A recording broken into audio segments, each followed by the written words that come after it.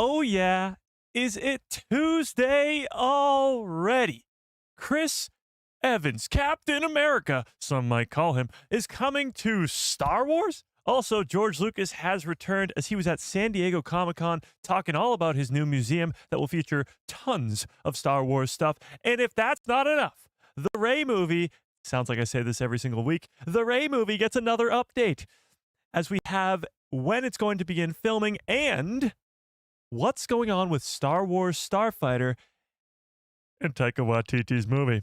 We got a lot of news to get into and not a lot of time, so without further ado, let's dive into all of it. What's up, everybody? How's everybody doing on this fine Tuesday afternoon? This is going to be a fun one because we're talking Captain America, Chris Evans. I did not think we'd be talking about this today, but here we are. Chris Evans could be coming to Star Wars, and if we're really talking crazy, it could be in Taika Waititi's movie that just got this massive update when Taika's movie was announced like 7 years ago. So yeah, we got some wild stuff to talk about. George Lucas over the weekend was fantastic. We'll talk about that too. And the Rey movie, and the Mandalorian and Grogu movie, and Ahsoka Season 2. And we got just wild stuff to talk about. But as per usual, let's start the stream the right way by saying hi to everybody in the chat. And I did see some people get the shirt right today. Because if you come in early to the stream and you guess what shirt I'm wearing, you do get 1,000 credits. So we actually had 2 people, I think, get it right.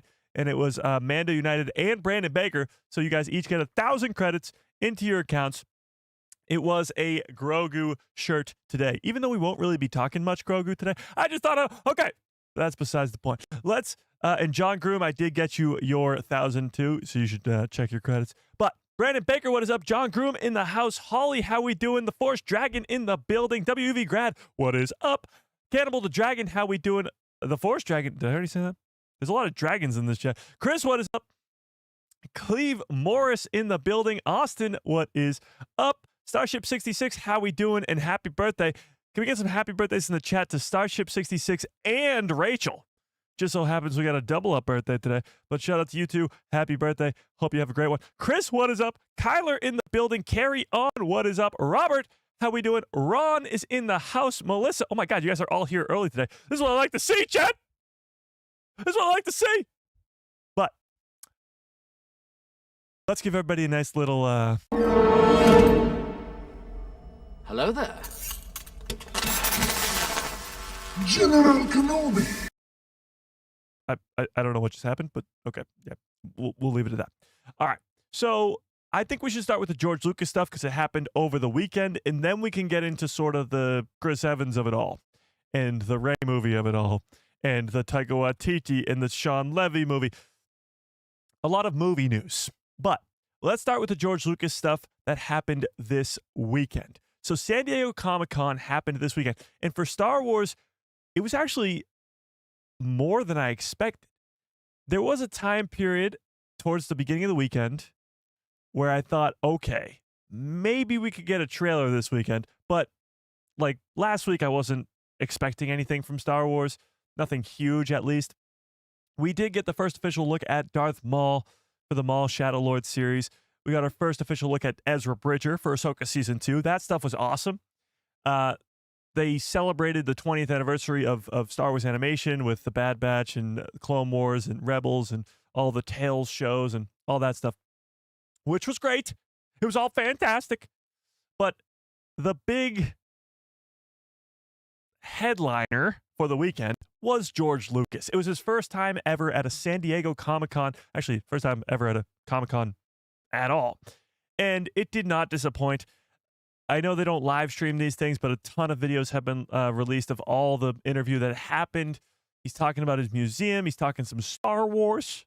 It's just some Star Wars. But I have this great article from Star Wars Newsnet, actually, that goes into it quite well. So let's dive into this. Let's dive into this, chat. Okay. So there's the man, the myth, the legend himself, the GOAT, the maker, George Lucas. George Lucas broke a Comic-Con record promoting his temple to the people, this museum. San Diego Comic-Con wrapped up its final day with a historic panel celebrating an equally historic guest, George Lucas. George Lucas finally made his way to San Diego Comic-Con this year It's crazy because it's 2025. 2025, chat. And this is the first time this guy made it. The first time. Wild. Oh my God. Master Booze, first time catching you live from New Zealand. That's awesome. Appreciate you. New Zealand. I want to go to New Zealand. Do you want to know why? Can anybody guess why I want to go to New Zealand, chat? Somebody guess. I dare you. Guess.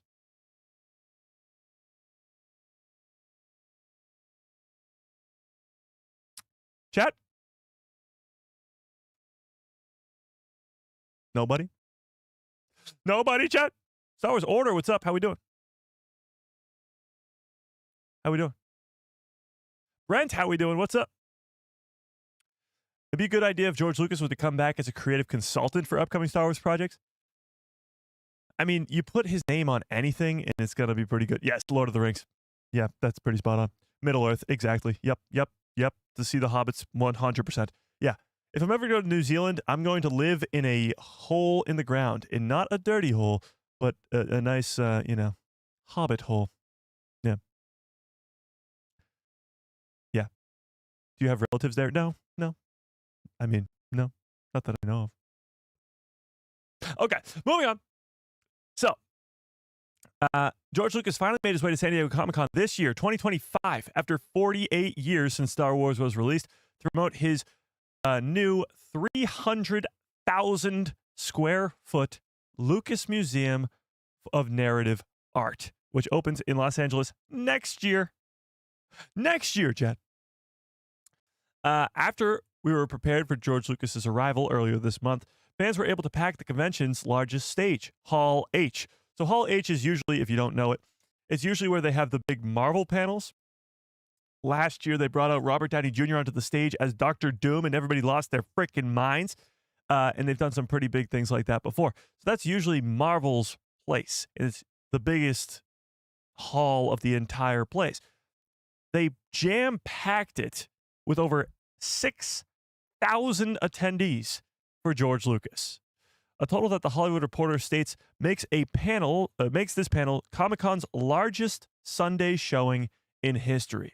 Might I remind you that Marvel has had this insane run for the last 17 years? 18 years. 18 years. No, 17. 17 years. And they've had some insane panels in Hall H, but the biggest one is George Lucas. Don't mess with the GOAT. Okay. So what happened here? Well, George Lucas was joined on stage by famed director and Lucas Museum board member Guillermo del Toro and George Lucas's former employee, Doug Chiang. If this name sounds familiar to you, it's because when we were talking about possible replacements for Kathleen Kennedy as CEO or president of Lucasfilm, Doug Chiang was one of those names that was brought up quite a bit because he is right now one of the head guys over at Lucasfilm. I'm not too sure. Somebody help me out in the chat. I'm not too sure what his role is by title, but he worked on the prequels with George, and now he has a very high up role in Star Wars, working on all the Disney Plus shows we've seen over the course of the last 5 or 6 years, whatever it is. So that's why you recognize that name, and he'll be around Lucasfilm for a lot longer. Oh.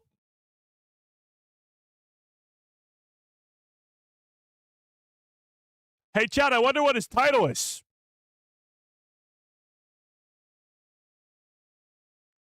What?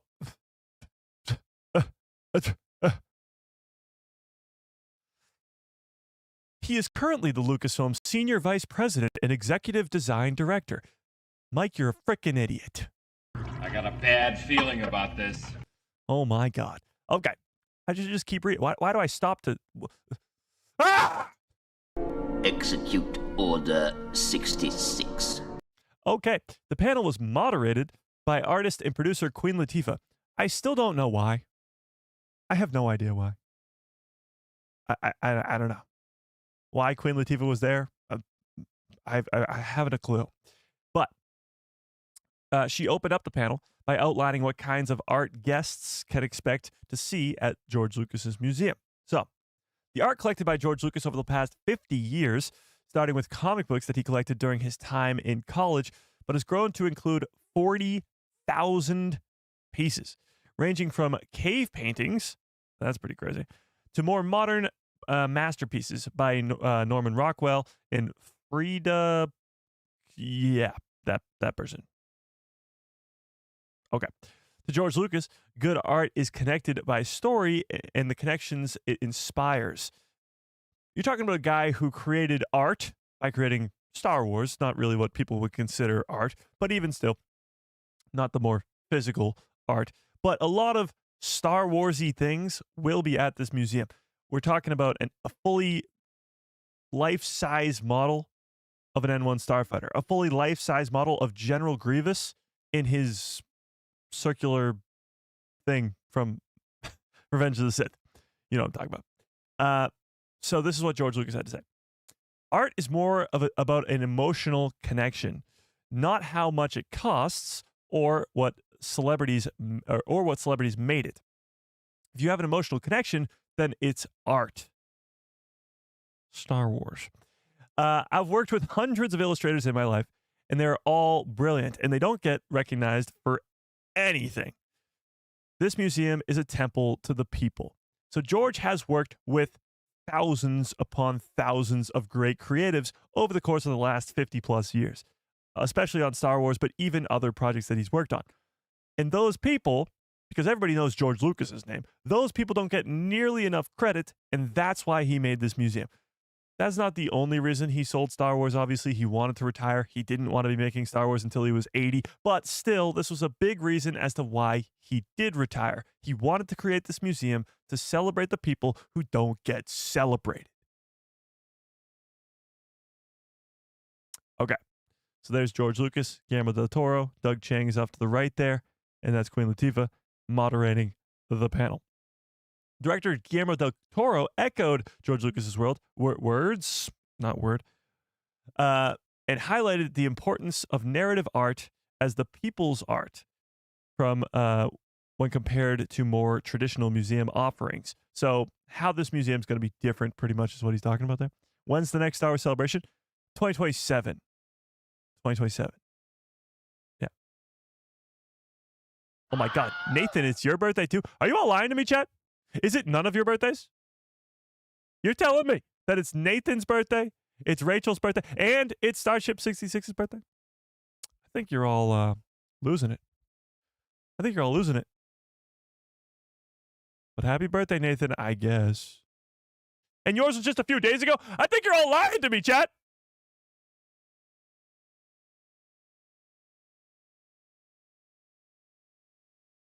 God! Okay, hang on. We got a super chat. 1 sec. Darth Plagueis lives with an insanely generous $10 holla. God damn. Says Chris Evans and Ryan Gosling? Yeah, I guess. We'll get to that in a second. Also, will you go to George's museum? Well, I hope so. The thing is it's in LA. I don't live in LA. It's a very far flight. But, like somebody just asked in the chat, when's the next Star Wars celebration? Next Star Wars celebration is in 2027, and it just so happens to be in LA, Los Angeles. So maybe while I'm there, the problem is everybody and their mom, everybody and their dog, everybody and everybody they know is going to be going to that museum that same weekend because it's going to be Star Wars celebration. So it might be a little bit jam-packed. So, I don't know. We'll see. We shall see. But I certainly hope to go to this museum someday. I'll try to go when it's really not packed, but that's going to be never, I'm guessing. But I appreciate the super chat. Super chats, memberships, keep the lights on over here. So I appreciate it. Okay. Yes, where were we? Guillermo del Toro. Imagine if we only had classical music and rock and roll was never created. This is rock and roll needs to be enshrined. So he's pretty much saying classical music is like old artwork that you see in museums all over the place. Stuff like the Mona Lisa or Starry Night, stuff like that. Stuff that's on paper in actual physical art. That's celebrated all over the place. That's classical music. Rock and roll the stuff that we see on the screens now that is art. The stuff that created Star Wars, Indiana Jones, and even non-George Lucas created projects. I guess still Lucasfilm projects, but stuff that was all throughout the 70s, 80s, 90s, and now. That stuff is still art. In rock and roll, it's, in this analogy, is not being celebrated. So they need to enshrine it in this museum for the people that George Lucas is creating. Shit, where was I? Yeah, and this museum celebrates that. So, concept art artist Doug Chang celebrated the art being brought to the museum, including pieces that have been deeply important to our society but have never elevated to the honor placed we hold classical art in, much like the props or sets of these big movies. Doug Chang recounts how he was told he'd outgrown his love for comic book art and is incredibly glad that he didn't. Much of this, I mean, we're talking about Star Wars here. I'm sitting here as a grown-ass man talking about Star Wars, and many of you, grown-ass men and women, are sitting here talking about Star Wars too and talking about it like we're still 8, 9 years old, because guess what? It's for adults too! But that's sort of what he's saying. People told him that he'll outgrow his love for comic books and all this kid stuff, and yet here we are. He's the Lucasfilm senior vice president and executive design director. Yeah. So, here's what he had to say. Comic art and magazine illustrations were kind of looked down upon. I mean, still kind of are. But it was a way for me to enjoy art, and it invited me to learn more about art. And what I love about George and Melody, are doing here with this museum is Melody. This might sound like a stupid question. Oh, hang on. Meta United. Wait, what? Oh, the 15-month membership. Holy crap, 15 months is insane.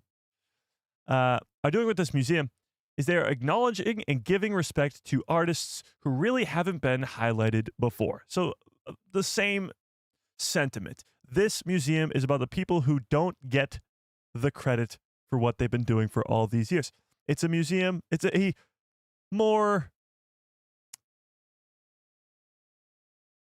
realistic museum, because all the museums you see now are just old ass shit. Not shit. Let me rephrase. Rewind it. Old ass stuff. Nope, rewind again. Old, great, fantastic pieces of artwork that are really, really old. It's a modern museum. So you're going to see a lot of stuff like this. Old Ralph McQuarrie drawings of the original Star Wars. This is C-3PO and R2-D2 as they crash landed on Tatooine. The old C-3PO design still gets me. This is awesome. Yeah. Yes, and of course, as fans hoped, there's going to be plenty of art from Star Wars in there. Here you got some old comics of the old Flash Gordon comics, which George Lucas has said time and time again have really inspired him when creating the original Star Wars. Blah, blah, blah, blah, blah, blah, blah. Okay, this is where we'll... Check this thing out. This is the museum. Whoa, hang on, zoom out. This is the museum. It's going to be like right smack dab in the middle of LA. It is enormous. I don't know why there... Can you like walk on the roof? Like why is there greenery up there? But it's enormous, and it's space. It literally looks like a spaceship. Not a Star Wars-y spaceship, but a spaceship nonetheless. And it looks very out of place, I guess. I'm not too sure. But it is enormous. So there's plenty of room for a lot of art, to say the least. Plenty of room. Yeah, this thing is gigantic. But why... I hate it when I zoom out on one tab and then the rest of the tab zoom out. That's not what I wanted.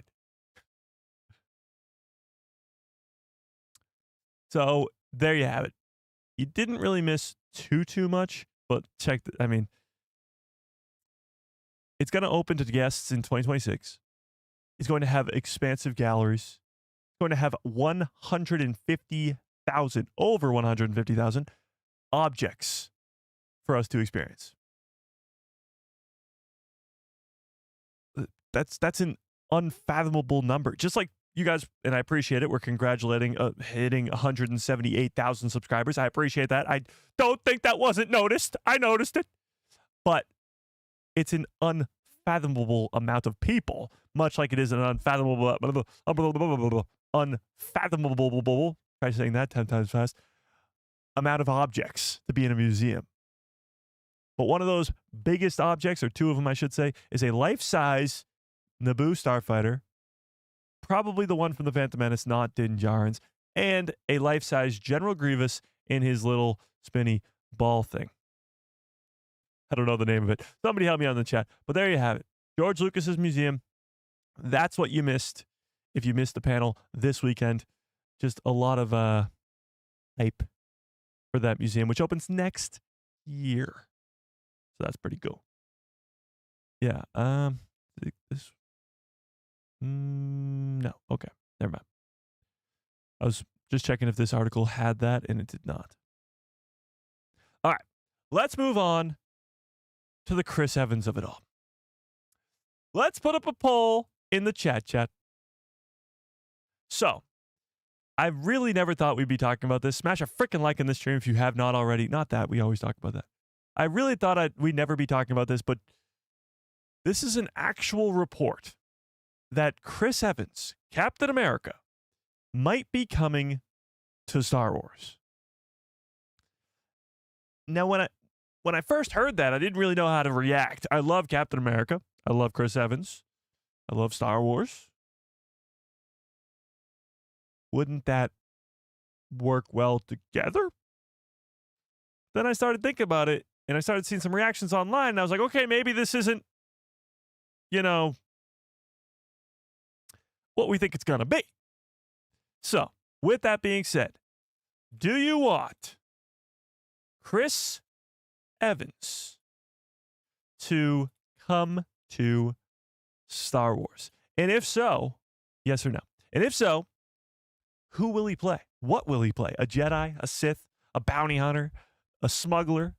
Who would Chris Evans play in Star Wars? Who would you want him to play in Star Wars? Now, this comes with a lot of other news.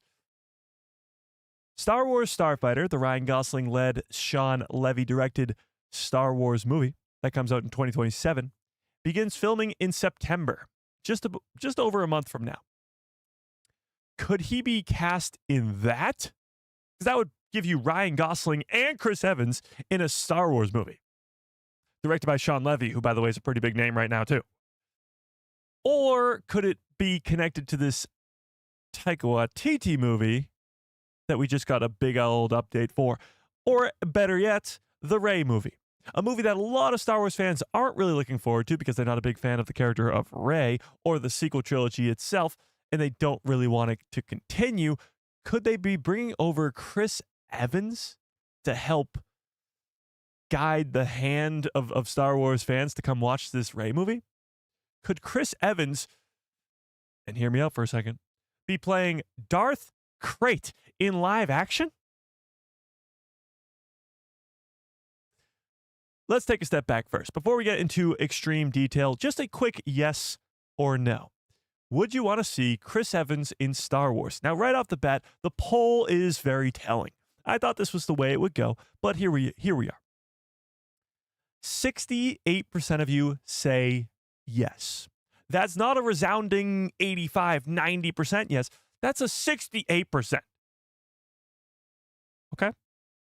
I'll leave that poll up there for a while, but this is how I sort of thought this was going to go. This is a mixed bag. People are kind of like, A-list actors in Star Wars, is that a good thing? Is that a bad thing? What's the deal? Now, there's always been A-list actors in Star Wars, but they've never really been the main characters. Ryan Gosling being the main role of, or main lead, I should say, of the Starfighter movie is kind of the first time that's ever happened. Because when you look at the original trilogy, yes, you had big time actors like uh, Peter Cushing or Alec Guinness in those movies. Your main three, your main cast were nobodies. They were Mark Hamill, Carrie Fisher, and Harrison Ford, who saying they're nobodies now sounds funny because they're all household names, but at the time, they were nobodies. Same thing can be said about the prequel trilogy. Yes, you had Samuel L. Jackson. Yes, you had Ian McDiarmid. Well, I guess Ian sort of became big from Star Wars, but even still, you had Qui-Gon Jinn's Liam Neeson as Qui-Gon Jinn, but you still had Hayden Christensen. You still had a very young Natalie Portman before she became really big.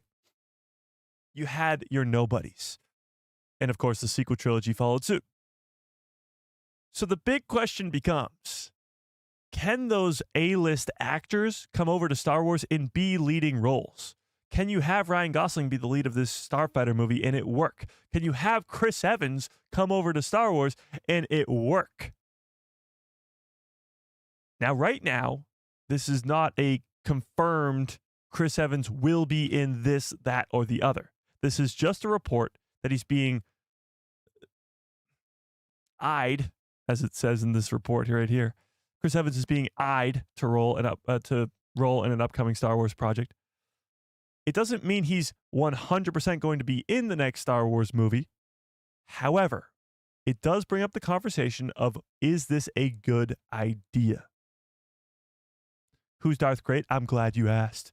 Darth Krayt is, or could be, I should say, the next villain of the Rey movie. He's a character from Legends, very, very powerful Sith Lord, and he creates his own Sith Order with the help of Darth Talon. So this is why things can all be connected.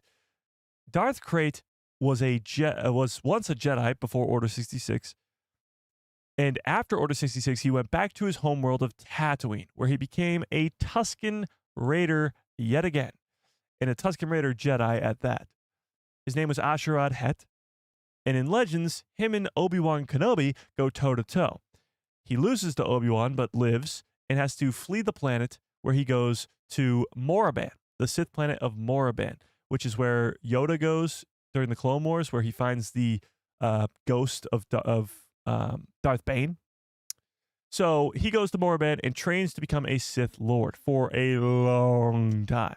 And it's not till years and years and years and years and years later where he comes out with his own Sith Order. He's got people like Darth Talon and all that stuff connected. So if you're establishing Darth Talon in the Darth Maul series, Maul Shadow Lord, which we talked about on Saturday's stream, if you're doing that, giving us a canon version of Darth Talon, and then you're going to give us a canon version, possibly, because we've been talking about this recently too, of a Asherad Het in a Kenobi Season 2. Now, you can have the Rey movie have incredible villains, because without an incredible villain in the Rey movie, it's going to flop miserably. And if that villain, a Darth Krayt, if you will, is played by Chris Evans. Now, Darth Krayt is covered in makeup. Well, if he was to be brought to life, he'd be covered in makeup. So check this out. Darth Krayt. Darth Krayt, you can't really see his he's not a human. Let's put it that way. So this is what he has he has armor, but he also has, a face under the armor. So his face under the armor looks like this. First and foremost, doesn't look like Chris Evans. I don't see the resemblance. But a lot of makeup and some armor. Chris Evans would make an awesome Darth Krayt. But he doesn't even have to be that. So we know what he looks like under the wrapping? Yes. When he leaves Tatooine, he's no longer a Tusken Raider. Yeah.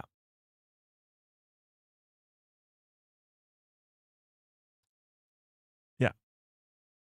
Post The Rise of Skywalker, the Sith are gone. No more Darth characters. I think that's the direction they're going. Interesting. Well, it is very hard to top Palpatine. That's for damn sure. But either way, I'm not saying that this is the report because it's not. It does not say anywhere that he's going to be playing Darth Krayt. Nowhere. However, Galactic Guy, what's up? How we doing? However, he could be in a number of other projects as well. We had some breaking news just only a couple minutes before the live stream began that Star Wars Starfighter and Taika Waititi's Star Wars movie have just received working titles and production titles. So if you don't know, when making a movie in Hollywood, to make sure that people don't know what you're working on, you have these production names. I think Star Wars was the first one to do this because they had to keep a lot of secrets. And I believe this is Blue Harvest from, was it Empire or was it Return of the Jedi? I think it was Empire. They had to call it Blue Harvest, this fake movie that they made up, because they didn't want people, crazy Star Wars fans like ourselves, to go to the set and figure out what's happening. They were trying to keep a secret. Lucasfilm has been good at keeping secrets for a long time. But they still do that today. They still keep it a secret to us. Max Rebo, what's up? That was very rude of you. So, the Ryan Gosling-led Starfighter movie just got its production name and working title, which we'll talk about in a second, and so did Taika Waititi's. So let's take a look at this. Let's take a look. Oh, wrong tab. Wrong tab. All right.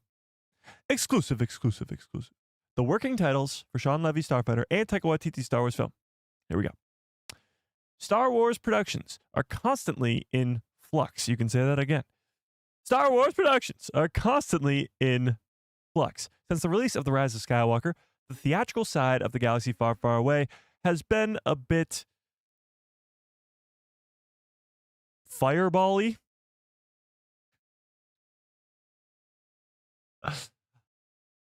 Let's just say, whenever a Star Wars movie is announced now, nobody believes it. I talk about the news all the time when it comes to Star Wars movies, and you guys just go, I'll believe it when I see it. And honestly, it's valid because a lot of Star Wars movies, they don't happen, or at least they go into production limbo where they just never happen. For example, the Lando movie was announced 7 years ago. The Taika Waititi movie was announced 7 years ago. And Patty Jenkins' Rogue Squadron movie was announced 7 years ago. And 8 years ago, or 8 years ago, the Rian Johnson trilogy was announced. Production limbo. So we're calling it. There have certainly been no shortage of films being announced. But The Mandalorian and Grogu movie finally aims to be the first full theatrical release since the closing of the Skywalker saga. However, the production train isn't halting there. The Mandalorian and Grogu movie comes out in less than 300 days. The 300-day mark was last Saturday, so we're like 390 or 297 days away. But, and that sounds very close, the next Star Wars movie is Star Wars Starfighter, and it begins filming next month, or a month and a half. Director Sean Levy's Star Wars film was given a title earlier this year, Star Wars Starfighter. Nexus Point News learns that Kyber Mist is the working title for this project, and Blue Mist Productions is the production name. So first, let's stop there before we keep going. Stop there. What does this mean? We know for a fact that the movie is going to be titled Star Wars Starfighter. So what is Kyber Mist as this working title and Blue Mist Productions as a production name? Well, again, as I mentioned before, they do this a lot to keep secrets and keep things close to the vest. But this kind of gives away a little bit. Kyber Mist, talking Kyber crystals here. Little is known about the plot of Star Wars Starfighter. We had those leaks a few months ago where we learned about Ryan Gosling's character having a Force-sensitive or possibly Force-sensitive nephew who he'd be protecting from some evil doers. I forget how they phrased it, but he's protecting his Force-sensitive or possibly Force-sensitive nephew from a evil threat played by Mia Goth and probably others. Whether it's pirates or Sith or whomever, we don't know. But Kyber Mist, it just makes you think of Kyber crystals. It makes you think of some sort of Force-sensitive thing. And for a project titled Star Wars Starfighter that's supposedly just going to be about starfighters, that's a little strange. That's a little strange. Kyber Mist sounds too much like Star Wars. I bet this is a red herring. Well, we know that a Star Wars movie is going to production. That's not the secret here. The secret's the plot. And we don't know much about it at all. So tell me in the chat, what do you think Kyber Mist is all about? And Blue Mist Productions. A blue Kyber crystal, maybe? Not too sure. Whenever I think of mist like that, I just think of Superman because the Kryptonian mist, the kryptonite mist. Yeah. I'm naming my future son Kyber. I mean, Kyber might get bullied in school, but that's a badass name. Yeah. Yeah. Taika Waititi's working on a Dread sequel, so him working on Star Wars is done, all lies. Well, the reason that his movie that was announced so long ago hasn't been put actually into production is because he's been so busy. Yeah. I don't think Taika Waititi is a good call for Star Wars at this time. He needs a good movie, not a parody type film. Well, Taika does do a lot of comedic things. He does do a lot of non-serious films. He's worked on Star Wars before. Some of the greatest Star Wars we've ever received, and that is The Mandalorian. Not only is he the voice of IG-11 or 88? Is it 11 or 88 in The Mandalorian? I always get my IGs mixed up. But IG-11, possibly 88, he's the voice of that character, but he also directs multiple episodes in season 1 of The Mandalorian, working as a producer on that first season. So he's worked on Star Wars before. That's sort of the reason why fans were very eager to get him to direct an actual Star Wars film. The bad taste that's been left in everybody's mouth since then was Thor: Love and Thunder.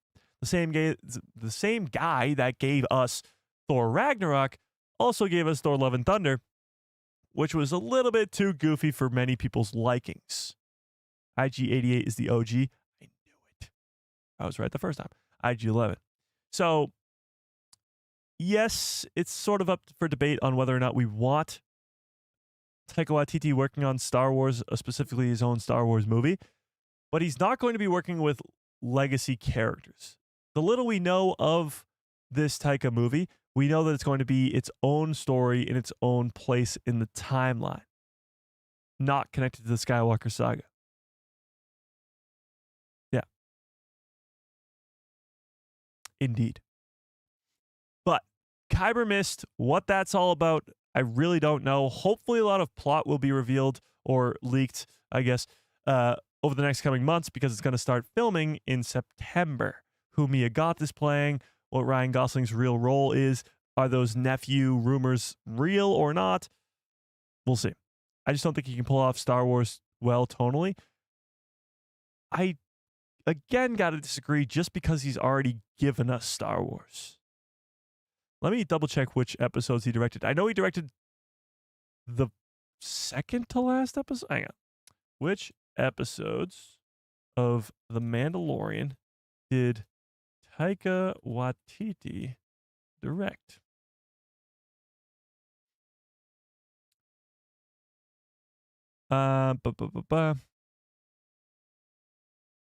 He directed the 8th episode. Yeah, I was right. So the final episode, not the second to last episode, of the first season. So that epic finale of season 1 of The Mandalorian, that was all him.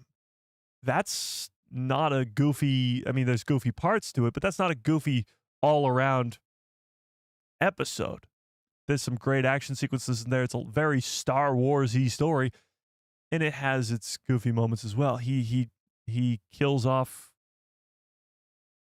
I mean, Queel dies in that, right? In episode 8? Or is it episode 7? I think it's episode 8. So he deals with more serious stuff, too. Din Djarin almost dies there, too. Erica, what's up? How we doing?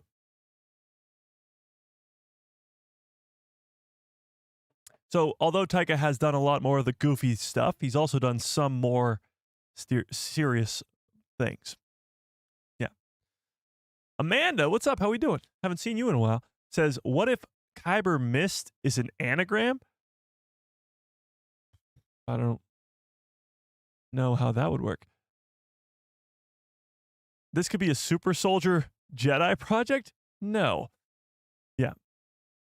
I wish they would just hurry up so we could see the new Jedi Order and the Dawn of the Jedi too. Well, there hasn't really been much word on Dawn of the Jedi, which is a little bit concerning. That's sort of up near the top of my list. It's like Ahsoka Season 2, the Maul series, Mandalorian and Grogu movie, and Dawn of the Jedi. Like, those are the top of my list. And honestly, I don't know what's going on with the Dawn of the Jedi. I don't know. I guess only time will tell.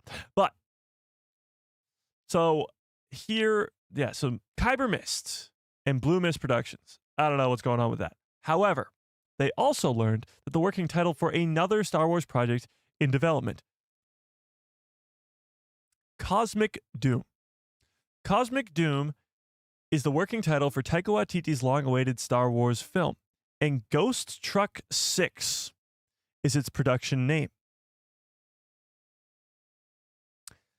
The interpretation of these titles is left to your own decision for the time being. So, Kyber Mist and Blue Mist Productions makes sense for a Star Wars film. I mean, Kyber Crystal, you're talking about this Blue Mist production. Like, that sounds Star Wars.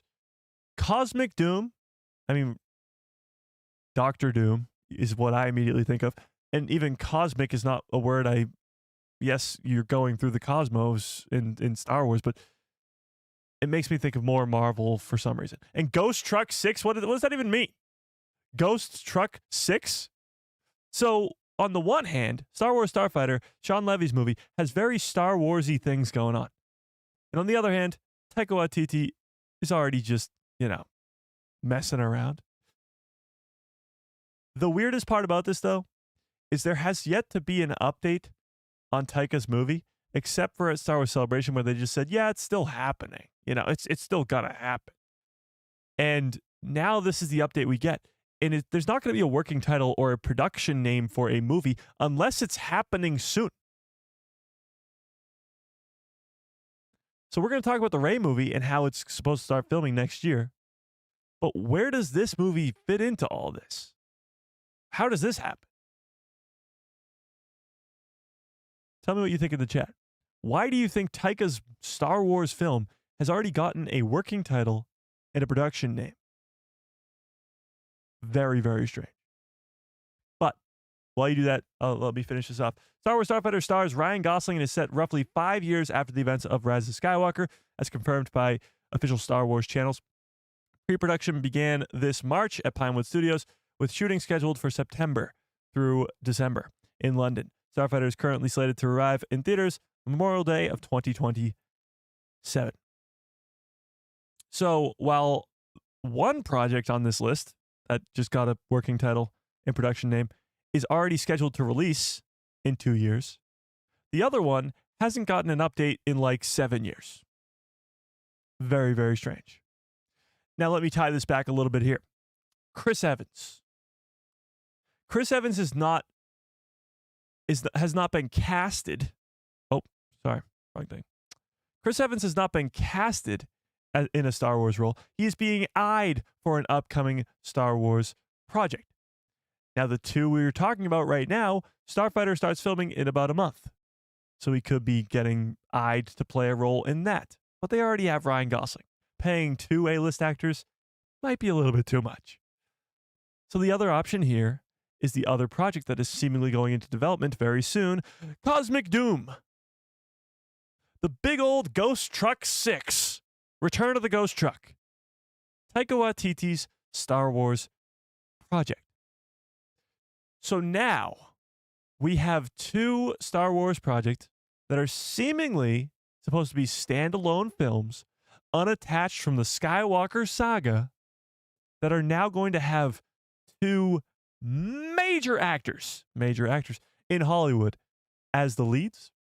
That is assuming that Chris Evans is going to be eyed for a Taika Waititi Star Wars movie.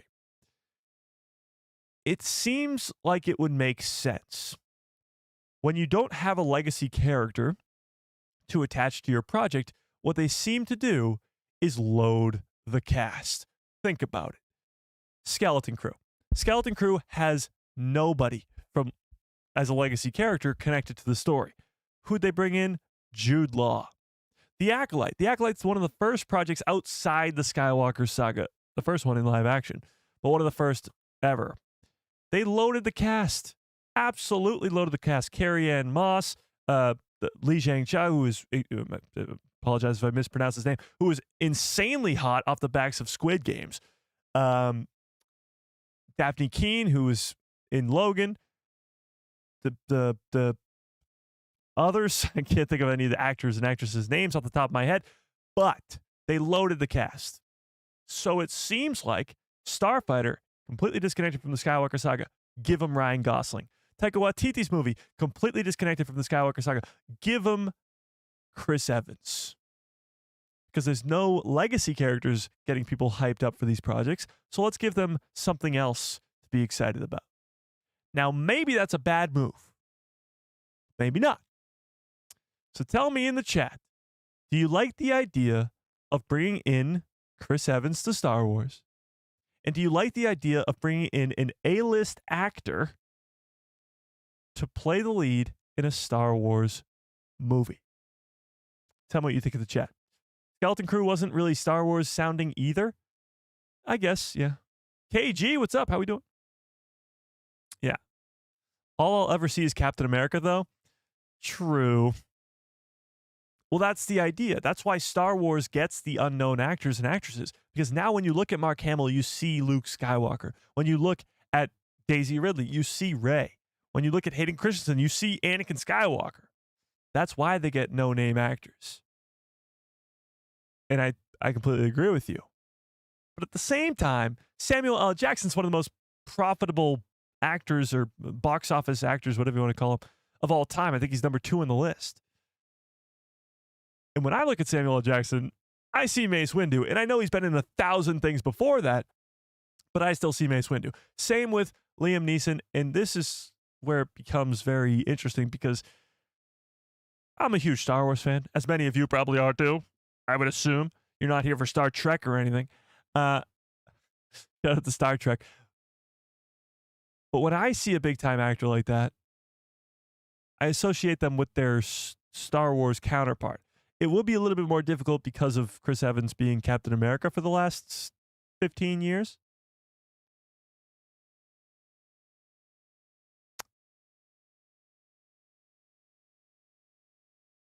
But Samuel L. Jackson wasn't the lead. True.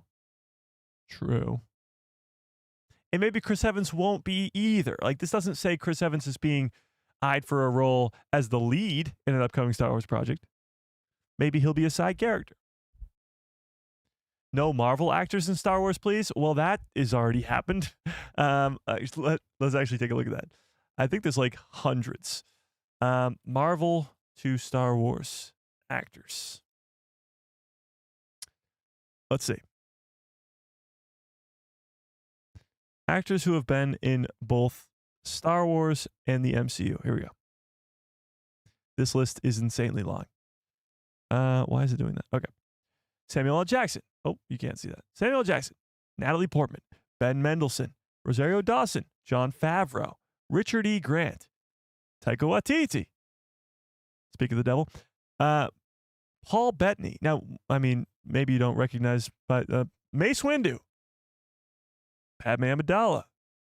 Orson Krennic. Ahsoka Tano. I guess Jon Favreau's not. He's actually he is a character. He's Pre Vizsla. Pre-Vizsla. He's pre-Vizsla. I forget his name, but he's in The Rise of Skywalker. Taika Waititi's IG-11. Paul Bettany is the guy from Solo, the bad guy there. He'll be in Maul Shadowlord. What the hell's his name? Oscar Isaac, of course, is Poe Dameron. Andy Serkis is either Kino Loy or Snoke. She's in Star Wars? Hang on, what? Who does she play in Star Wars? Who does she play in Star Wars? Who does she play in Star Wars? Chat? Oh, it says it right there. I'm just fucking an idiot. Okay. Maz Kanata. Okay. Sure. DJ from The Last Jedi. Saw Gerrera. Savage Opress. Nice. And actually, yeah, he was in Ahsoka too. As the guy from the dude from the dude thing. From Lothal. Can't think of his name. Of course, Lando Calrissian, Donald Glover. So, yeah, I mean, this list goes on for days. We're not going to read everybody, I guess. There's at least 30. Go back to the top. So that's not something new. Like, if Chris Evans comes over to Star Wars, that's not something that never has happened before. Yeah. Indeed.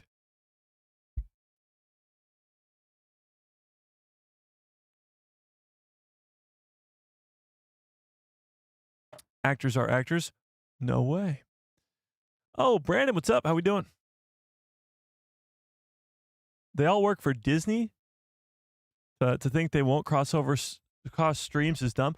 Well, yeah, I mean, it's easy for an actor to go from Marvel to Disney because they're both owned by the same company. Yeah.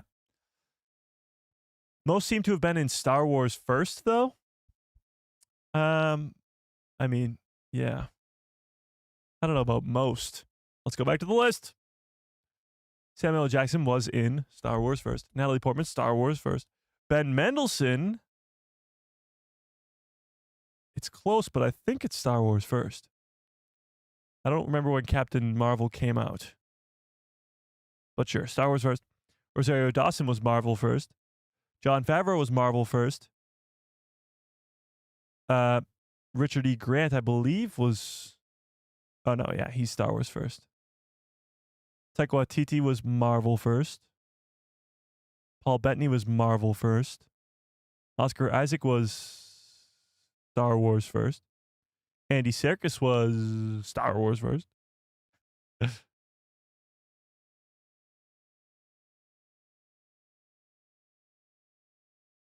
It's kind of a mix here. Yeah, it's kind of a mix. Marvel first. Some of these people I didn't even know were in Star Wars. Oh, because they're just like a first order officer? How am I to know that? Marvel first. One of the best characters ever. Marvel first.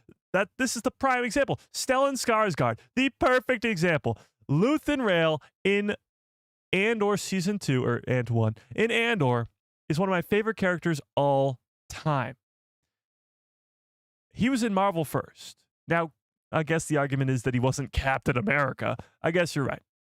But still, Stellan Skarsgård was an enormous actor before he became Luthen. And yet, when I look at him, I see Luthen. So, it's definitely been done before. And it's been done time and time again. When was... Oh, he was in a Visions episode. I was like, he was in Star Wars. Marvel first.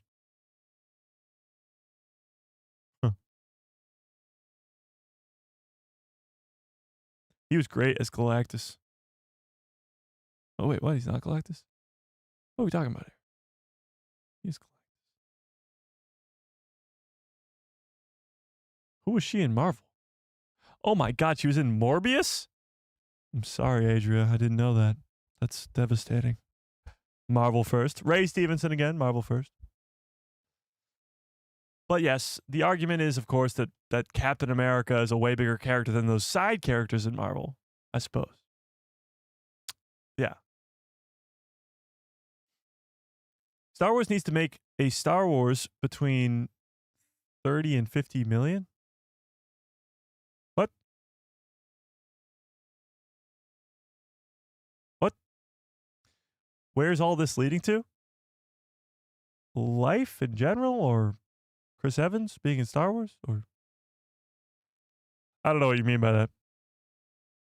He wasn't as well known as a blockbuster actor. True. True. Do I play Battlefront 2? Yes. Quite a bit. Dr. Gonkdroid. Add me. Capital D. DR dot Gonkdroid. Capital G, capital D. On Xbox, though. Sadly, Battlefront 2 is still not cross-compatible. But what are you going to do? No Easter egg today? Oh, there's an Easter egg today. There is an Easter egg today. Just nobody's noticed it yet. And it's actually a really hard one. So, good luck. If you guys don't know, if you guess my shirt before the live stream begins, you get 1,000 credits. If you guess or if you find the Easter egg, you get 1,000 credits. And you can gamble your credits away. Indeed. Yeah. Brandon, what's up? How we doing? Is this leading back to the original trilogy? Well, no. Because the original trilogy, well, I mean, we did just lead back to the original trilogy with Andor Season 2. But with Star Wars Starfighter, that stuff is beyond. That's 5 years after the sequels. Hopefully it will set up maybe the Rey New Jedi Order stuff, but yeah, we'll see. Quick question. Did you see that Adria is as Wonder Woman? Did she get the role? I know people have been fan casting her as Wonder Woman, and she'd make a great Wonder Woman, but did they actually give it to her? I didn't see that. I did not see that. Easter egg is a Death Star in front of the lightsaber? No, that's a coin of Luke Skywalker, and that's not a Death Star. And that's always there. Yeah. Captain America Funko behind my back?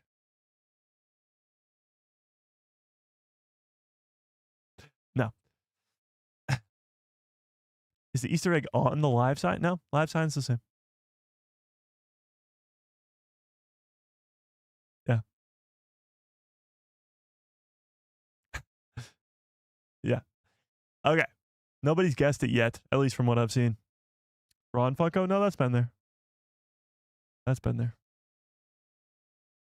Yeah, she was fan casted as Wonder Woman, but I didn't think she was already, given the role or anything like that. So, by the way, this poll has dropped quite a bit. Now we are 60-40. 60% of you say yes, you do want Chris Evans in Star Wars, and 40% say no. So, for those of you who say no, why? Is it because he's too big of an actor? Is it because he is Captain America and you can't really differentiate the two? Because that would be my biggest issue. And for the 60% who say yes, again, tell me why. To me, it's like bringing Robert Downey Jr. over to Star Wars. Now, maybe you can do something where you have Chris Evans play an alien-type character. Again, I bring up Darth Krayt. But you can have him be some sort of other role that isn't human so that you don't see his face. And it's not immediately just takes you out of it because it's Captain America. You could also change his physical appearance. I mean, trim his beard in a funny way, or not funny, but a different way. Make his hair look different. There's ways around it. Well, this is actually a great example too. The Mandalorian and Grogu movie. The Mandalorian in general. Din Djarin is played by Pedro Pascal. Pedro Pascal is one of the biggest actors on the planet right now. You can go see him in Fantastic Four. You can go see him in The Materialist. You can go see him in that new movie with Joaquin Phoenix. He's everywhere. He is an enormous actor. He was in Game of Thrones. He was in Narcos. And now he's Reed frickin' Richards, probably going to be the leader of the new Avengers. Is that going to affect the way we see Din Djarin? Now, granted, we've only seen Din Djarin's face a couple times. Just a couple times. But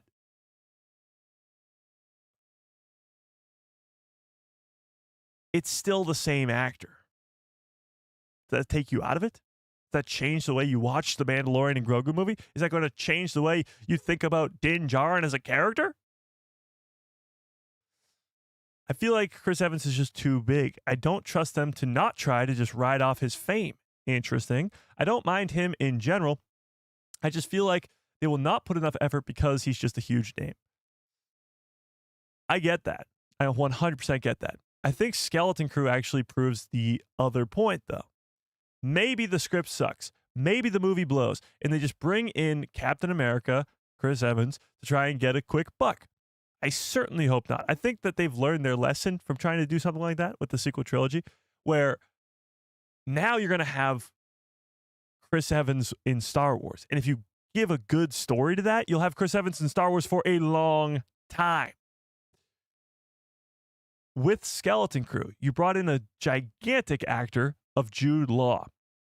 And Jude Law, yes, they used him to market the hell out of the show. They're like, look, Jude Law's in Star Wars. Hey, look, Jude Law, Star Wars. But Skeleton Crew is a fantastic show. Now, the viewership number is not there, sadly. It was one of the only shows that increased week to week for viewership numbers. But Skeleton Crew did that same thing. They got a big-time actor and boosted him like crazy. But Skeleton Crew is not a bad show. It was written well and it was a great story. It's kind of the reason that Jude Law signed on to it. I don't think Chris Evans is at a point in his career where he's just going to sign on to Star Wars because it's Star Wars. I think he has to know that the story's going to be good. He has to know the director or the writers are really good. He's not dumb. Like, he knows what he's signing on to. And if it's a big old bomb, then people are going to crap on him forever. So I don't think they're just bringing over Chris Evans for Chris Evans' sake. They're not just bringing him over for a quick buck. So they say.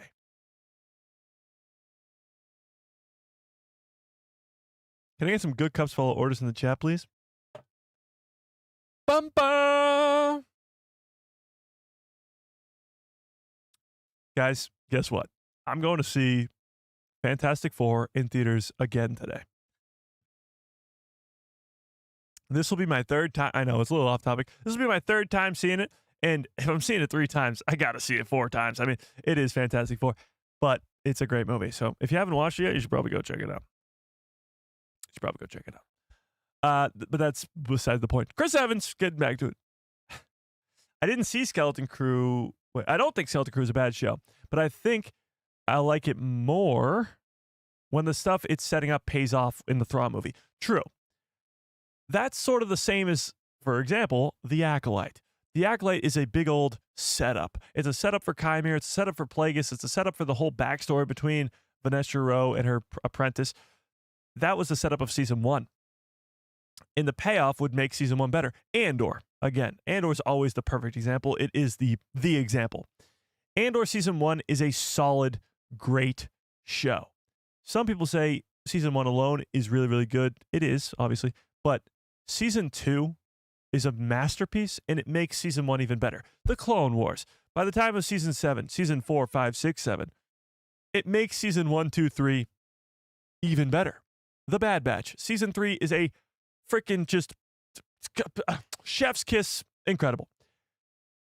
But it only works because of season 1 and 2, and it makes season 1 and 2 better.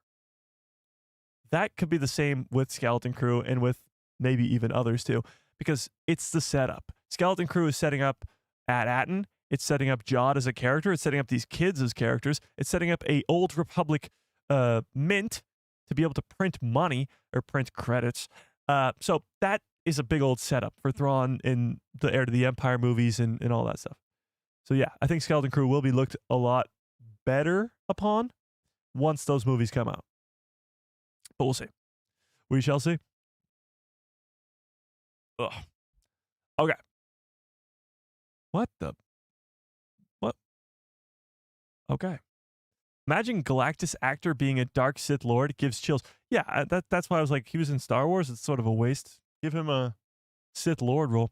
Mini Grogu head on the top row of Funko Pops. Mini Grogu head on the top row. No. I don't think anybody said it in the chat yet. It's really hard to see. Yeah. That's exactly the reason. They work on the fame of the actor or actress and the story lacks. Well, that can't be a concern. Like going into Star Wars Starfighter, I'm not concerned that Ryan Gosling is in it just for Ryan Gosling's sake. Sean Levy's a great director. His especially recent run of stuff has been incredible. And Ryan Gosling is really good. So I have no doubt that story is going to be really good because they know how much is riding on a post-sequel story. And it just so happens to have a big-time actor. You know?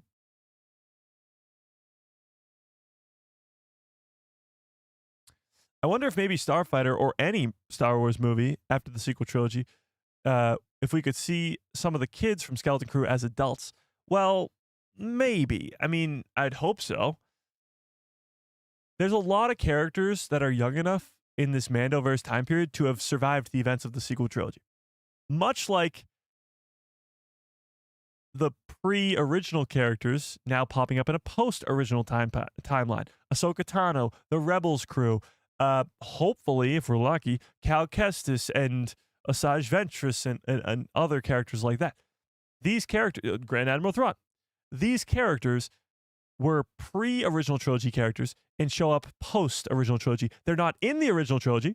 Grogu's not appearing in the original trilogy. Ahsoka Tano's not in the original trilogy. However, they are in both pre and post. So a lot of these characters, Skeleton Crew members, Ezra Bridger is definitely young enough. Sabine's definitely young enough. Grogu's definitely young enough. And others are young enough to be alive post-sequel trilogy. So they could be around before and around after. And whatever adventure that they're on during the events of the sequel trilogy could actually be a great story too. Yeah. I mean, the Ghost is at the Battle of Exegol, so somebody's piloting that thing. KG got it! KG got it. Is KG the first person to get it? Is KG the first person to get it? I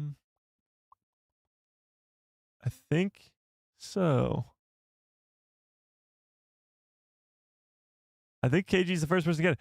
The lightsaber is reversed. I know that was a hard one. That was a hard one. Was it WUV Grad? Hang on, what? Yeah. The lightsaber is reversed. I know. It was I was thinking hard today. Yeah, I was thinking hard. But hey, you guys got it. Nothing gets past you guys. Vaughn Go, what's up? How we doing? Hello there. That's impressive. That's impressive. Yeah. I never would have caught that. I know. Well, the last couple Easter egg things in the live streams have been just Legos, like Ahsoka. Last one was Obi-Wan and Darth Maul and stuff, and I've just placed them around, hidden. So I was like, I'm going to mix it up, you know? And it only took an hour for you guys to figure it out, so I appreciate it. Yeah. I knew something looked off, but I couldn't put a finger on it. Well, there you go. Okay, where were we? Where were we?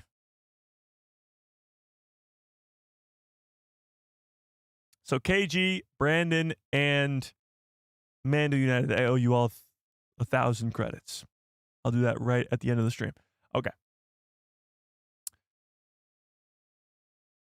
So that's been the big news on the Chris Evans front. This whole Starfighter getting a Kyber Mist title for a working title and Blue Mist production, and then Taika Waititi's movie finally getting an update. Cosmic Doom as a working title, and the Ghost Truck 6 as a production name. I still don't even know what that means. But yes or no, Chris Evans in Star Wars. I'll end that poll in a second because we got some other news to talk about here. More Star Wars movie news, actually. And by the way, this is the new Star Wars meme that was created from George Lucas at San Diego Comic-Con this weekend. Forgot to mention this. So if you see this around, that's where it's from. I've seen it all over the place already, and it's pretty awesome. But that's not really what I was talking about. Okay. The new Jedi Order movie starring Daisy Ridley as Rey is reportedly beginning filming in 2026. This is surprising at the same time as not surprising at all. The Rey movie is one that's been pushed back drastically. It's gotten a bunch of different writers. It's been delayed indefinitely 1,000 different times for good reason. I don't think they wanted the Rey movie to be our return to the big screen after the sequel trilogy 6 years ago, whatever it is. I think they wanted to have a, as they called it, guaranteed success. And the Mandalorian and Grogu movie is more of a guaranteed success. So let's put this up in a poll first before we even dive into this. Let's end this one about Chris Evans. Do you think that Chris Evans should come to Star Wars? 62% of you ended up saying yes. 37 saying no. Math is not mathing. Okay. Are you excited for the Rey movie? Yes or no? Just yes or no. Star Wars Starfighter may be a setup to the Rey movie, although it is a standalone film. So was Rogue One, and Rogue One is a setup beyond belief for A New Hope. But Starfighter might set up the Rey movie, but the Rey movie might be the beginning of a new trilogy.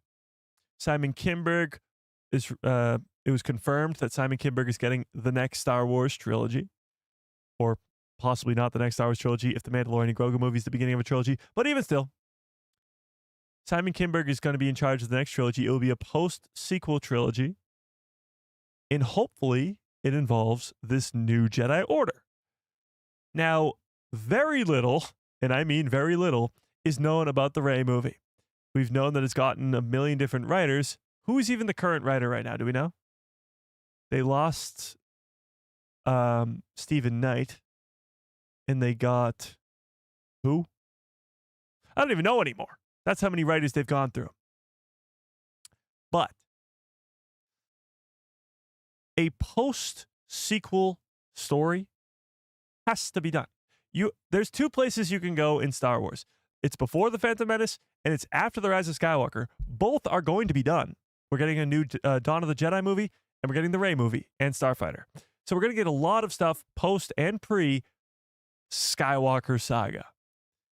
But it needs to be done correctly. This Rey New Jedi Order movie will kickstart us off into the future of the Star Wars franchise post Skywalker saga, and it needs to be done well, and it needs to be done correctly. That's why they're taking their time with this. That's why they're pushing it back so much. They need all the help they can get, and if Starfighter can help it, if anything else can help it, then that's fan-freaking-tastic. If Chris Evans can help it, possibly. But the great news is that the Rey movie will be filming next year. So when we're looking at the future of Star Wars content, the future of Star Wars movies, Mandalorian and Grogu movie comes out in 2026, May. Star Wars Starfighter comes out in 2027, May. But there is also a scheduled 2027 Star Wars movie in December. I believe that's still there, right?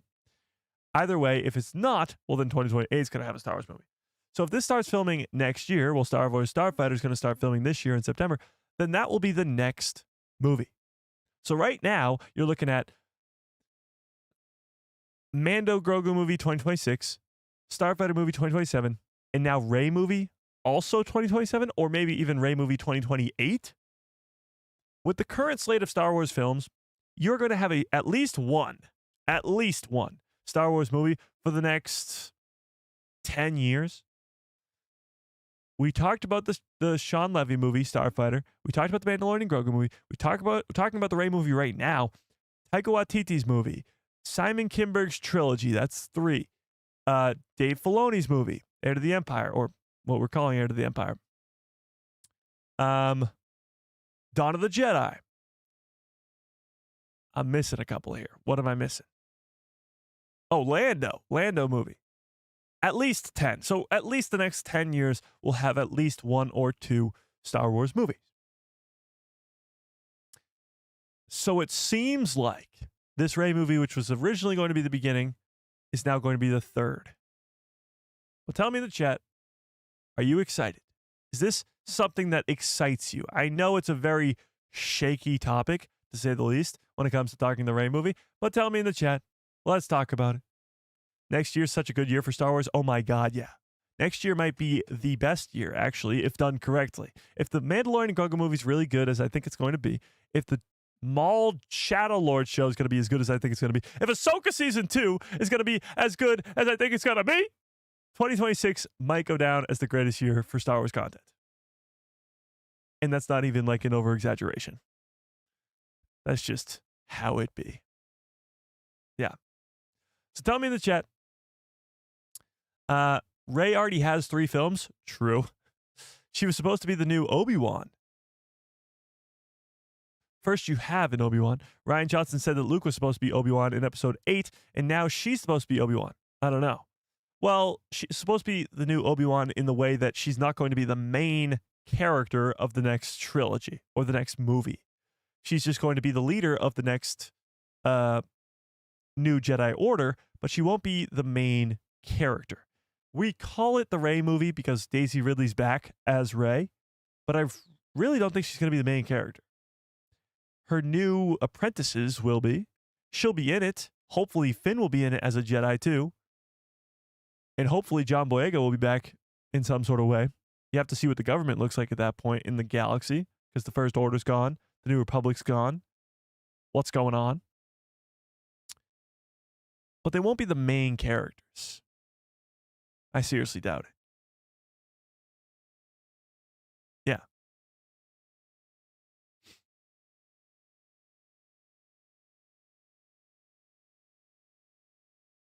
The Rey movie is going to piss off men. Okay. Exactly. Who knows who's writing the Rey movie? I actually don't. I'm actually dead serious. I don't. I know Stephen Knight left it. Who is writing the Rey movie? I know somebody came on, but I forget who. I forget who.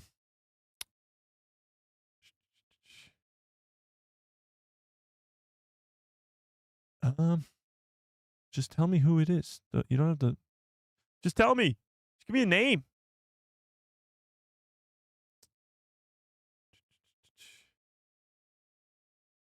Oh, is this it? Why can't when you just Google something, it tells you the answer? Wouldn't that be nice? Chat? Isn't that a crazy invention? You search something up and it gives you the answer. Imagine that. That'd be so crazy.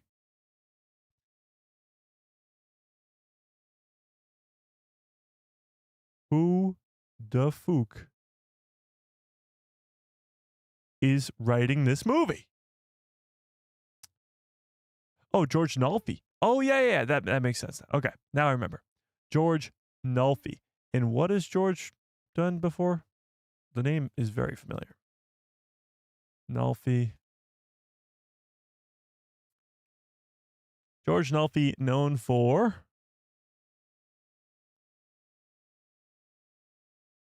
Oh, yes, the Bourne movies. Yeah, Bourne Ultimatum, Ocean's 12, Elevation. I don't think I've ever heard of that. Okay. So not Stephen Knight. At least I don't think. I mean, Stephen Knight maybe did Peaky Blinders, and Stephen Knight is pretty awesome. Yeah. George R.R. Martin is writing the new Rey movie. Well, then we'll never get it, because he's a very fast writer. Yeah.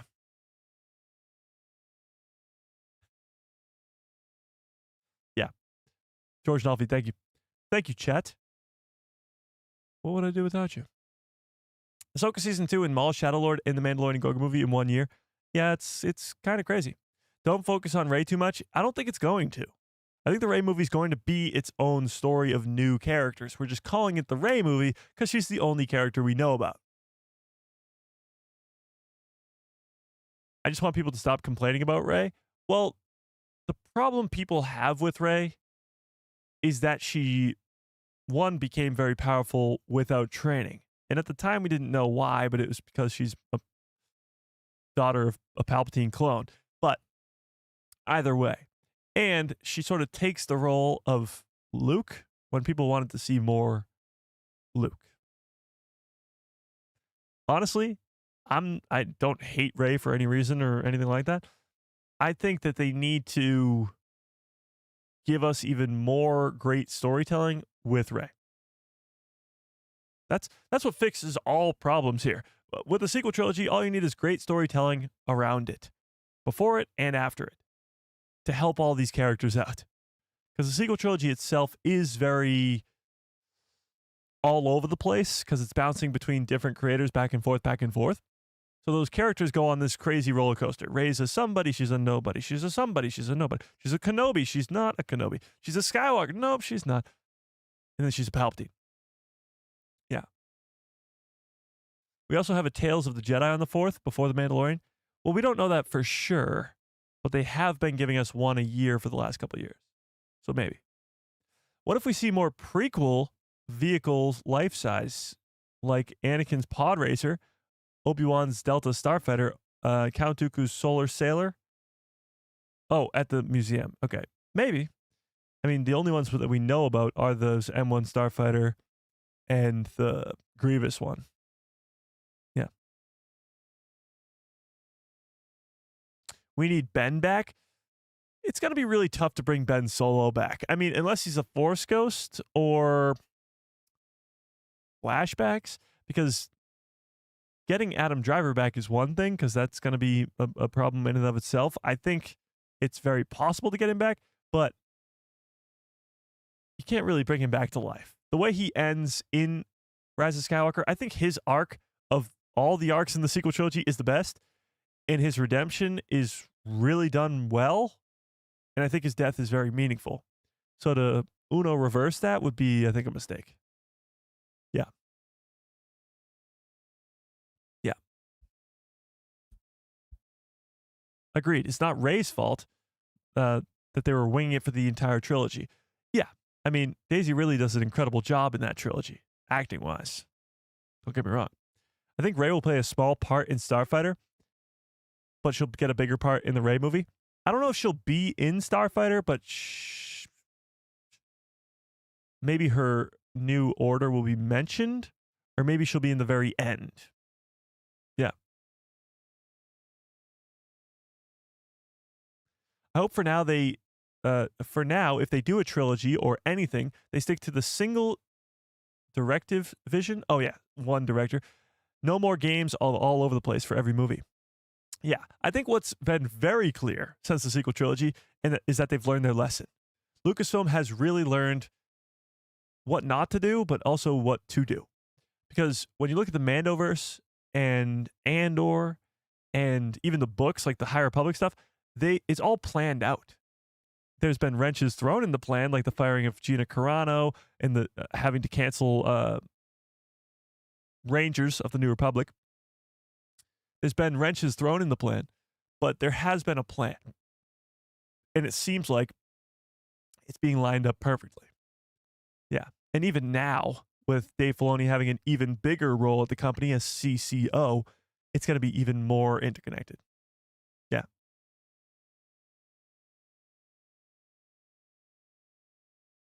Why did Ben Solo's Force Ghost not show up at the end? I don't know. That's something I really didn't understand. Maybe he didn't, want to go to Tatooine. Maybe he hates sand like his grandfather. I'm not too sure. That's another theory. Some people think that he lives inside of Rey. He impregnated her. That it just sounds so wrong to say it. But that is a very popular theory of she's going to have twins and keep the cycle going. And those will be Skywalker twins, which would be crazy. Trevor, what's up? Yeah. No, absolutely. I love the character ideas of those characters.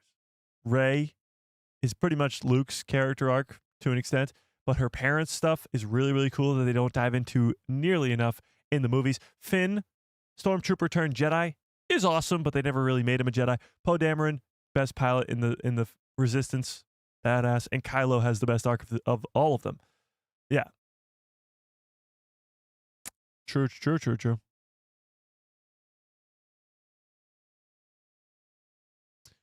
Rey could have twins. I mean, maybe.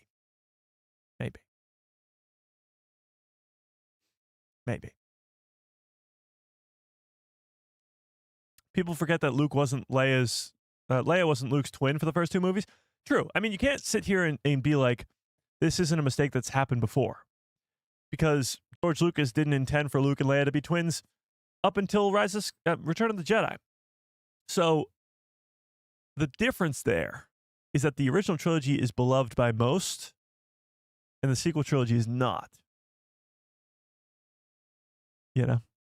Yes, there's a bunch of different things happening there, a bunch of different things going back and forth, but it does end up playing out well. And it's one mind across all three movies, where you had two minds with the sequels. My question is, how will they connect the Mandoverse to the Rey time period? Will Ezra still be alive, or is he dead? And where is Grogu? Is Ahsoka and Sabine going to be alive? So many questions. Yeah, I mean, Grogu seems like a no-brainer because he's this very cute character, and you could give him give us a more a more older Grogu in a Rey movie. And if you're starting a new Jedi Order, why wouldn't you have the Yoda species help out?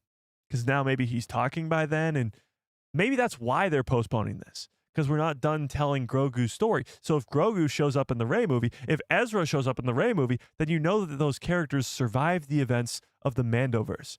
So maybe they're trying to not ruin their own story. You know?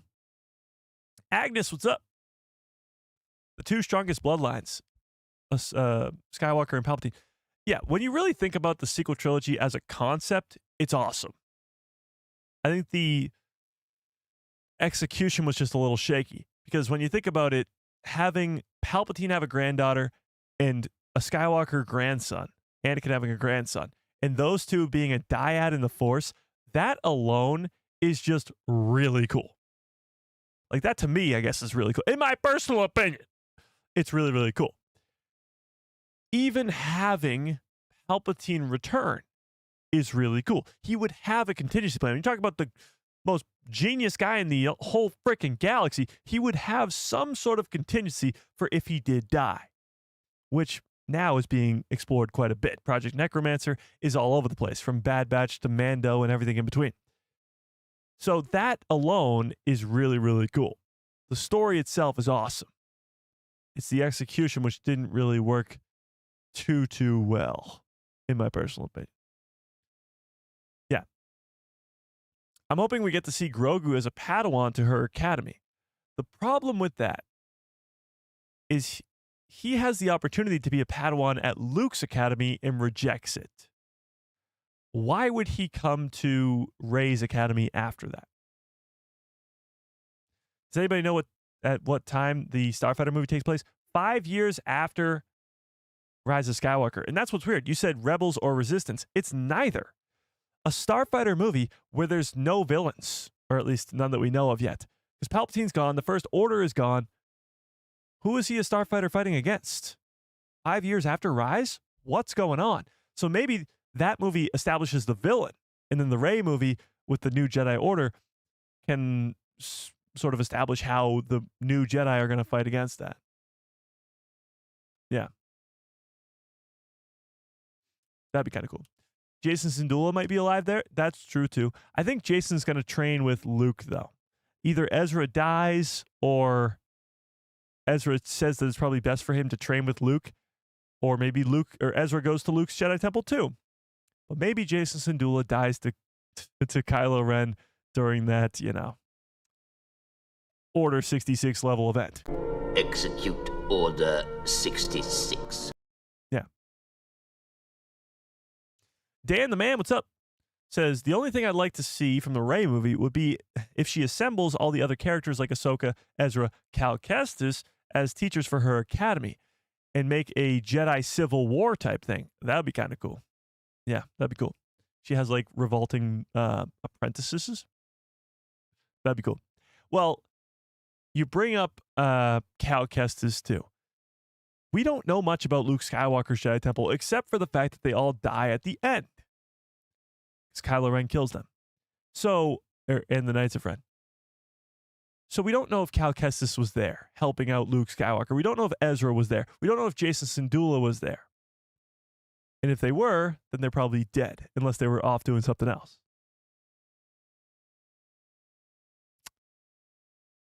It will be interesting. Explore the Force. What's up, Jimmy? How we doing? How we doing? Or Jack, for that matter. I really want Cal Kestis in live action. You and me both, Trevor. You and me both. Maul was such a waste? Oh, how wrong you are. I mean, yes, he does get killed in The Phantom Menace, but his return in the Clone Wars is like one of the greatest arcs of any Star Wars character there is. And now we're getting a whole freaking show about him. Yeah. Yeah. Cal Kestis and Ezra really need to meet? Yes, I agree with that, but I think Ezra and Luke need to meet even more. Ezra and Luke are born on the same freaking day. Empire Day, Order 66 Day. Execute Order 66. So for them to be the exact same age to the day, Ezra and Luke, maybe a little bit something going on there. A little bit of something going on there. Yeah. That'd be cool. I need that third Jedi game. That third Jedi game is on its way. Sadly, I don't know when it will come, but it's on its way. Yeah. Didn't Leia leave to save Ben's life? What if after he turns into a Force ghost, maybe she gives her life force to him to save him, and he's alive somewhere or in some limbo? I don't know. That sounds a little too much. His body disappears. That's the problem. If his body didn't disappear, I could think that maybe he's still alive somewhere. But literally, like Obi-Wan, like Luke, like Leia, his body disappears. Makes you think he became a Force ghost. Yeah. Ezra's 2 days older, I think. Actually, yeah, that makes sense because Luke and Leia probably weren't. Maybe. Pam, what's up? How we doing?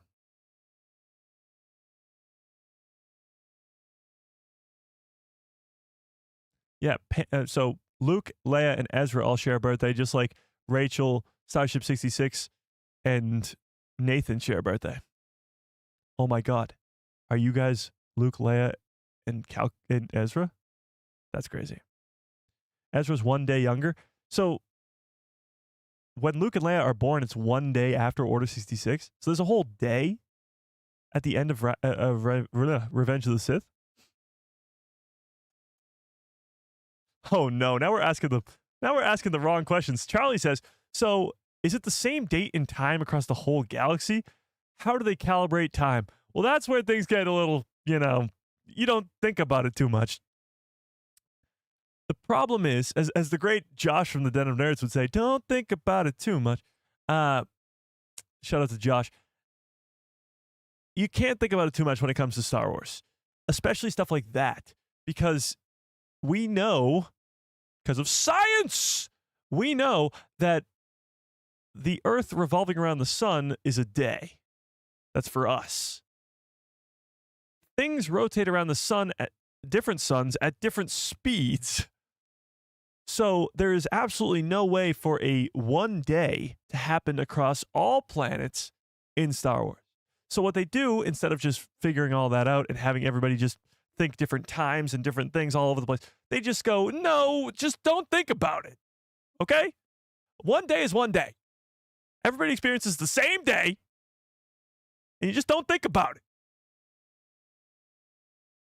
God! Yeah.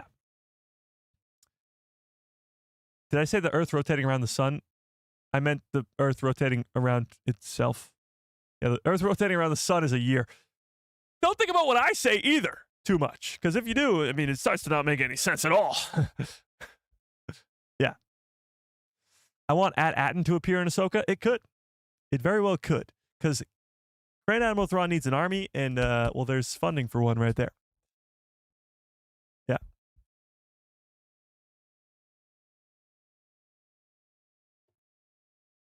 You got to suspend some reality to enjoy some fantasy. Yeah. Very well said. Very well said. So, Mike, you're saying if Palpatine went into a planet in Interstellar when 2 hours is 27 years, he could basically be immortal there? Yes, but that doesn't exist in Star Wars, I suppose. Yeah. All habitable Star Wars planets are synchronized, have synchronized rotations and similar gravity. There you go. There's your somewhat scientific, don't think about it too much stuff. Yeah. What are you drinking out of that cup? Any guesses, Chet? What's in the cup, Chet? Yeah. We're all living in a simulation anyway. Exactly. Incorrect. Oh my God, you guys are crazy. You guys are crazy. You guys know me too well. I was hoping for some crazy guesses. You're all just like water. Mike only drinks water. He's so lame. He only drinks water.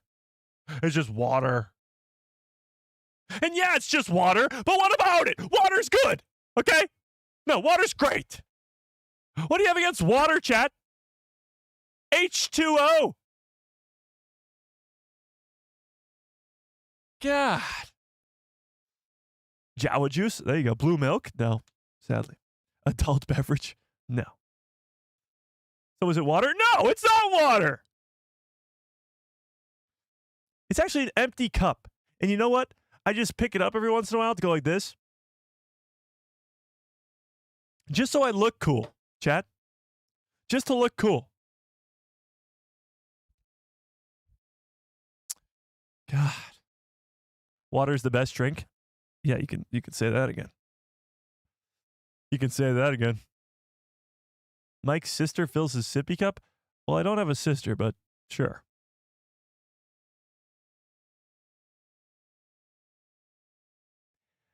Okay, where were we? Oh, we got some news. Not really news, but lack of news, I guess. Timothy Oliphant. Give me a 1 in the chat if you know who Timothy Oliphant is. Who can be the first to guess who Timothy Oliphant plays in Star Wars? Chat? Chat? Who's Timothy Oliphant? Ron, I appreciate that. You know what? That means a lot. Cobb Vanth. See, Jimmy's on top of it today. Yes, Cobb Vanth. So, Cobb Vanth, Timothy Oliphant himself, gives us an update on when we will see his character next. Take a look at this. And this one's from Timothy, or for Timothy. It's, when do you think we'll see Cobb Vanth again in The Mandalorian? Joe, I appreciate that question, and I appreciate it. I'm not allowed to talk about that. And this one's for... Shocker! Yeah, so not much going on there, except for the fact that he can't talk about it, which confirms that he's going to be in the Mandalorian Grogu movie. I mean, Cobb Vanth is one of my favorite Disney era characters, so they call them. He's one of my favorites. He's been in a Bacta-tank for a while. The Book of Boba Fett post-credit scene showed us him in a Bacta-tank, ready to go, ready to fight, ready to come back. And that will happen in the Mandalorian Grogu movie. And I think this all but confirms it. If he wasn't in the Mandalorian Grogu movie, then he'd just be like, okay, I'm not in it, and I don't know when I'm coming back. But he's like, yeah, I can't talk about that. Can't talk about it. I think he's just absolutely 100% in the Mandalorian Grogu movie.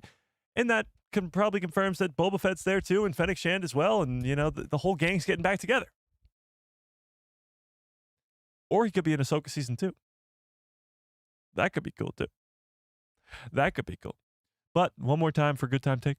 From Timothy, or for Timothy, it's, when do you think we'll see Cobb Vanth again in The Mandalorian? Joe, I appreciate that question, and I appreciate it. I'm not allowed to talk about that. I love how he goes to the earpiece. That's pretty funny.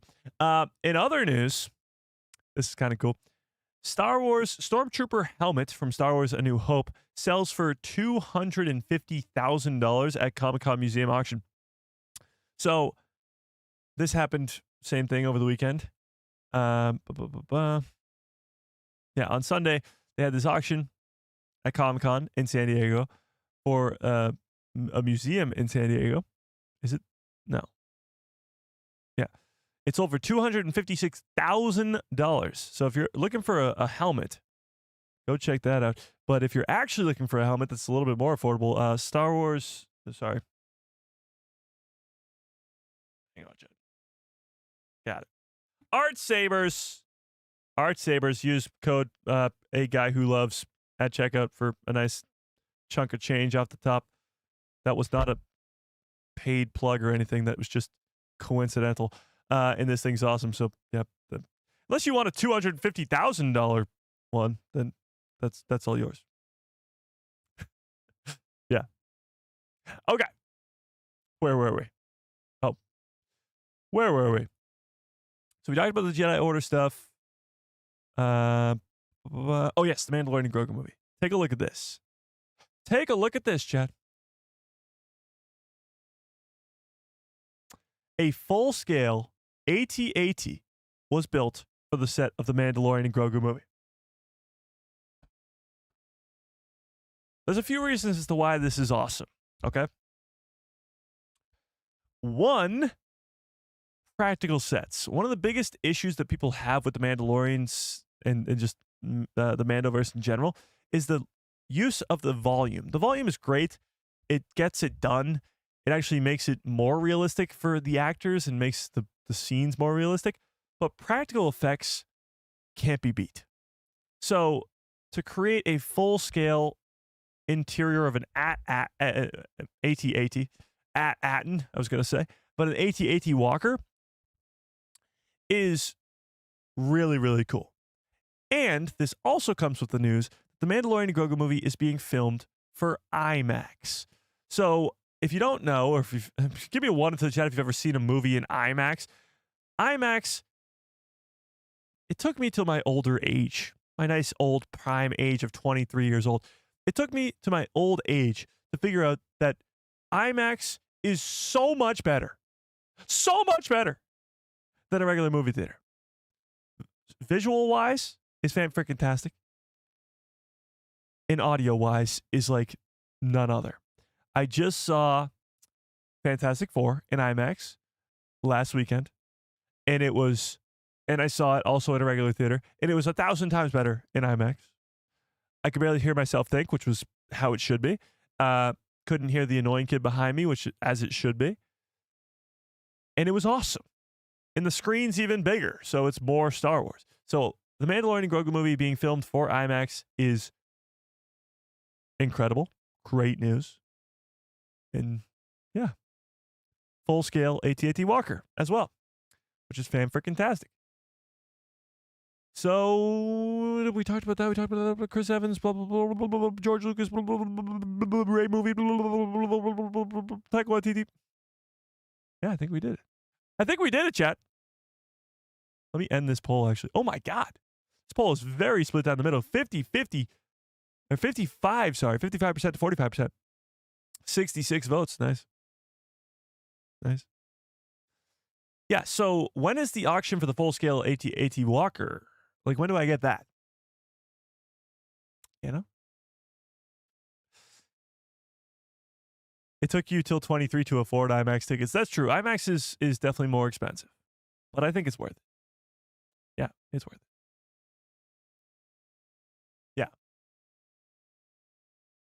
Okay. But we did it. We got through pretty much everything I wanted to get through today in the time we have. So I appreciate you all for being here. Smash a freaking like in this stream if you have not already. How many likes do we have, Chad? How many likes? Am I going to be upset? What? There's 100 people here. Why do we only have that many likes? Shout out to Darth Plagueis Lives and Mandy United for the very generous super chats, memberships. I appreciate it. Huge shout out to Rachel, Starship66, and Nathan for celebrating your birthdays on the same day. You're pretty much Luke Leia and Cal Kestis, or no, Ezra Bridger, sorry. But smash a freaking like in the stream if you have not already. Hit that subscribe. Hit that bell. Blah, blah, blah, blah, blah. You know the deal. And yeah. Watch out for a short later on today. And yeah. Oh yeah, Star Wars Jedi podcast tomorrow night at 8 p.m. Eastern Standard Time. Be there or be not there, but you should be there. So carry on. What are you cooking? Is there any for me? I'm hungry. Okay, but until then, hope you have a great rest of your evening. Smash a freaking like in this stream. And may the force be with you. Always.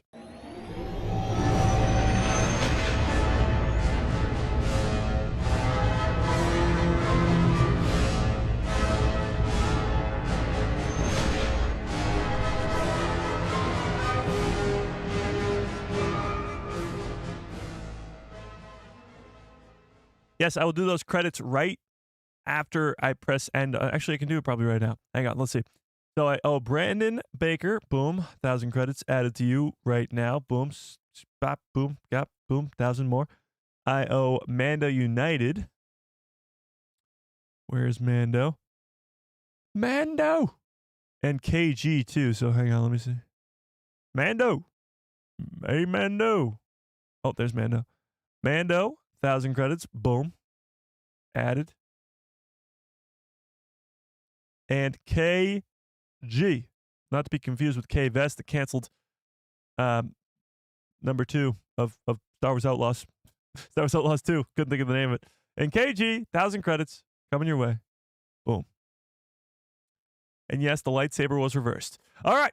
But until next time, hope you have a great rest of your evening, great rest of your lives, and good night, everybody.